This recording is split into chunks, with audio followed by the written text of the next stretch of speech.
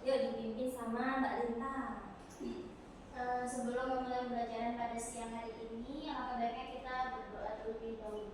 Berdoa mulai.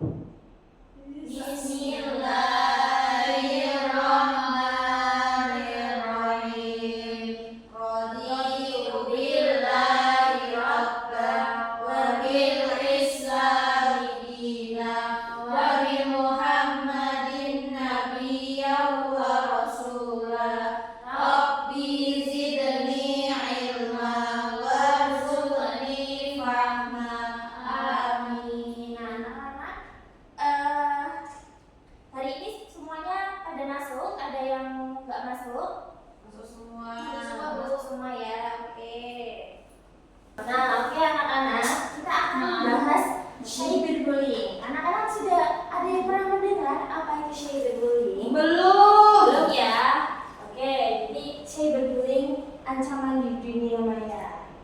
Nah, jadi teknologi digital itu sudah mengubah ya, sudah mengubah cara kita melakukan apapun, kemudian berkomunikasi, tetapi juga membuka pintu bagi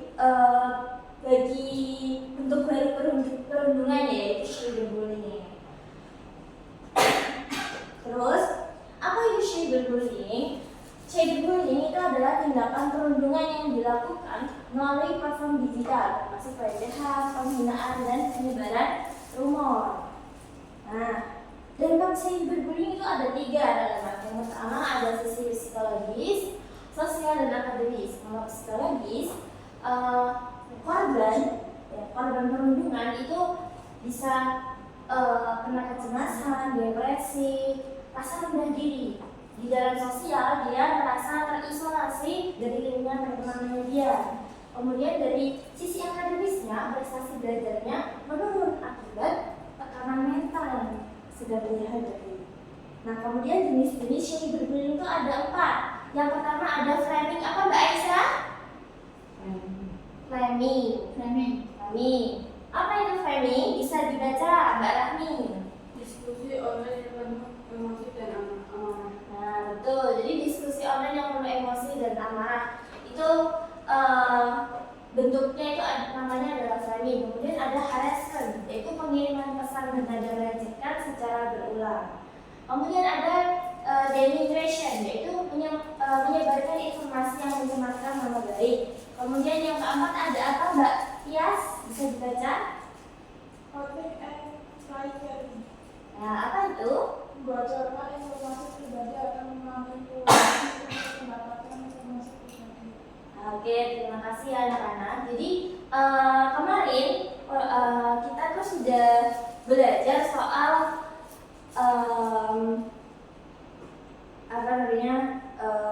pelecehan seksual secara garis besar. Dan dari fokusan materinya kita lebih kepada cyberbullying kali ini. Kemudian fakta dan data. 1 dari 3 remaja pernah menjadi korban cyberbullying. Nah, cyberbullying itu bisa terjadi 24 jam tanpa non-stop ya, karena batasan waktu dan tempat. Dan sepertinya kalau bisa dilihat kita sudah pernah ya mengalami cyberbullying. Anak-anak pernah mengalami cyberbullying atau tidak? Pernah Bu? Pernah ya? Contohnya bagaimana Mbak Linda? Pertama diomongin karena itu kan pas kelas 1 sudah 3 kali saya gak berjebak soalnya. Oh, gak beri. Nah, itu. Nah, terus itu posisinya kan saya sakit, terus kan saya rambutnya disuruh potong aja. Kebetulan potongnya kayak cowok, itu dipotongin. Jadi cewek itu cowok pakai hati. Terus itu saya nangis, habis itu udah akhirnya setelah itu setelah beberapa minggu kemudian saya minta maaf juga. Oh gitu, jadi pakai jilbabnya gara-gara itu ya Mbak Linda ya. Nah, dari ceritanya Mbak Linda tadi itu bisa disimpulkan bahwa itu adalah bentuk pelecehan seksual yang nonverbal, jadi masuknya ke arah cyberbullying ya. Dan itu tidak bisa dinormalisasikan ya anak-anak ya. Terima kasih Mbak Linda sudah menceritakan pengalamannya. Kemudian dilanjut pencegahan cyberbullying ya. Pertama itu adalah privasi online. Jadi kita harus membatasi informasi pribadi yang diunggah. Contoh, jumlah saldo rekening anak-anak. Kalau misalnya anak-anak sudah punya rekening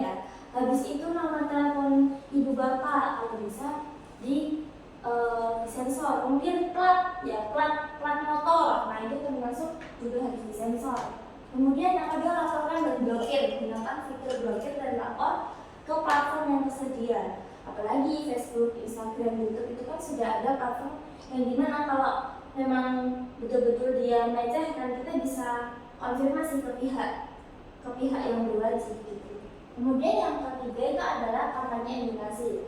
Tingkatkan kesadaran tentang bahaya cyberbullying di kalangan remaja, karena usia anak-anak, usia di mana SMP, SMA itu masih rentan ya terkena bentuk seperti ini, dan itu sangat bisa fatal sekali demi masa depan anak-anak.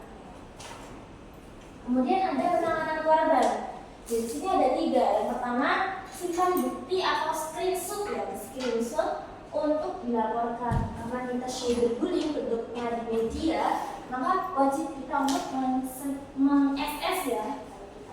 Kemudian jangan melibatkan emosi dalam respon pelaku. Ketika kita bertemu pelaku atau pelaku apapun ya, kita harus sabar.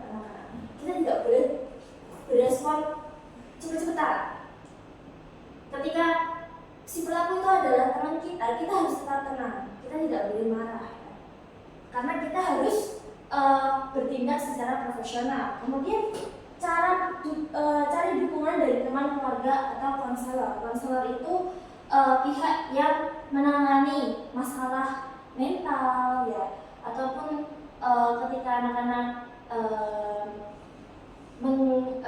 mengadukan itu kepada pihak yang berlaku. Misalnya kalau di SMP itu kan ada namanya unit perlindungan sendiri atau BK ya. Nah kemudian ya, melawan cyberbullying adalah tanggung jawab kita semua bersama.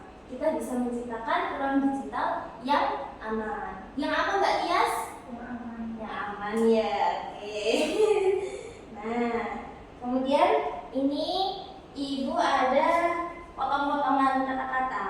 Di sini ada materi-materi. Silakan anak-anak memikirkan selama 10 detik ya. Apakah ini benar? Apakah ini salah? Nanti yang salah akan kumpul di sini, yang benar kumpul di sini. Oke?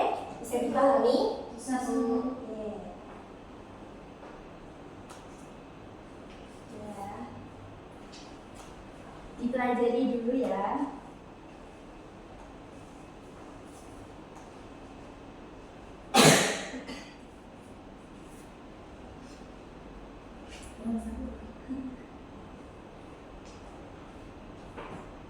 Oke, sudah dipahami, sudah didiskusikan? Sudah. Oke. Kalau gitu sekarang Ibu minta yang salah itu kumpul di sini, yang benar kumpul di sini. Yuk. Silakan maju. Benar di mana? Benar di sini. Salah di sini.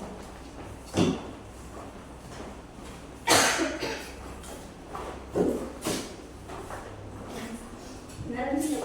Nah, benar di sini. Badan benar yang salah. Benar. Oke. Ya. Benar sekali ya. Yang salah cuma 1. Gak apa-apa ya. Oke, yang kita lihat dari yang salah dulu ya. Ya. Apa dampak psikologis yang dapat dialami oleh korban cyberbullying? Ya, Yaitu menjadi populer di sekolah. Oke, salah? Salah. Oke, begitu ya Nana. Jadi menjadi korban itu bukan suatu bentuk yang populer, tapi fokusannya adalah bagaimana cara menanganinya ya. Bukan fokusnya menjadi terkenal, gitu ya. Oh, aku korban, aku terkenal. Itu salah. Oke, terima kasih Mbak Ayu. Selanjutnya, Bully adalah tindakan pembelaan yang dilakukan melalui formal digital. benar apa salah? Benar. Oh, benar ya. Oke, sip. Terima kasih Mbak Rani. Terus, Jika kamu jadi korban cyberbullying, langkah pertama yang sebaiknya dilakukan untuk penanganan adalah simpan bukti atau SSK atau dilaporkan. oke, sip. Oke, lanjut. Biasakan menyebarkan informasi yang mencerminkan nama baik orang lain disebut denigrator. Oke, jauh banget ya Mbak Aisyah ya. Oke, lanjut Mbak. Kemudian jenis cyberbullying yang berupa pengiriman pesan bernada seksual melecehkan secara berulang disebut harassment. Oke, terima kasih anak-anak, silakan duduk teman-teman semuanya.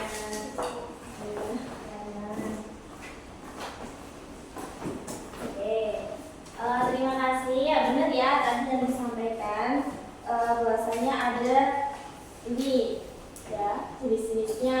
Tadi yang disampaikan Mbak Aisyah, apa tadi Mbak Aisyah? Denigration ya. Bukan denigration ya, denigration. Yaitu apa Mbak Aisyah, bisa dibaca? Ini loh, ini. Tindakan menyebarkan informasi yang mencernakan nama baik orang lain. Ya, itu namanya denigration ya. Oke. Nah, dari materi kita ada yang ingin ditanyakan sebelumnya, anak-anak mungkin masih bingung. Sudah cukup. Cukup ya.